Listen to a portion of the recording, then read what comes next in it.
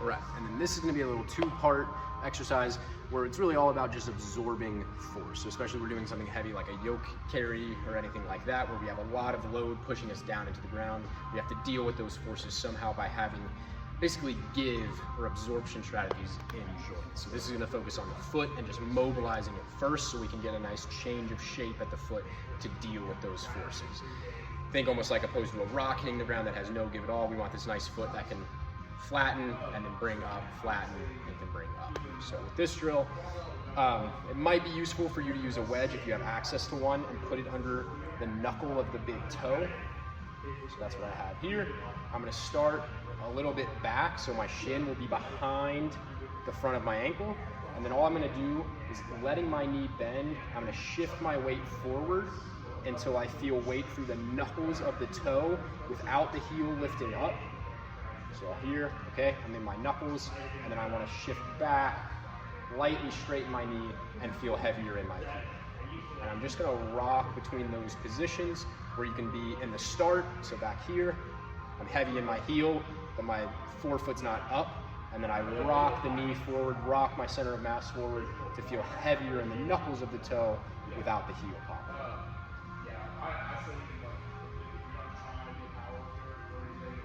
If you want, you can start adding in this little bit of a turn at the hips as you rock forward. So heel heavy, hips forward, hips turn, knee rocks forward. Okay, I'm in the knuckles of my toe, that's flattening the foot a little bit or absorbing force. Rock back into that more higher arch position. So heel, knee bends, rock forward. Okay, I got the knuckles, my hips are turned. I might feel my quad a little bit, rock back. And then what we can do is take this idea of dealing with force in the foot and make it a little bit more intense.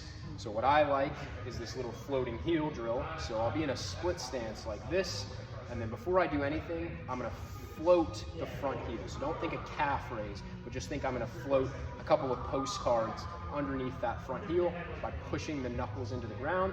My knees bent, and I want you to just work on slouching and relaxing down as all that weight's going into the foot and the heel's not dropping. So you see I'm very relaxed here. You can see my foot's probably working really hard. It's getting that little bit of shake.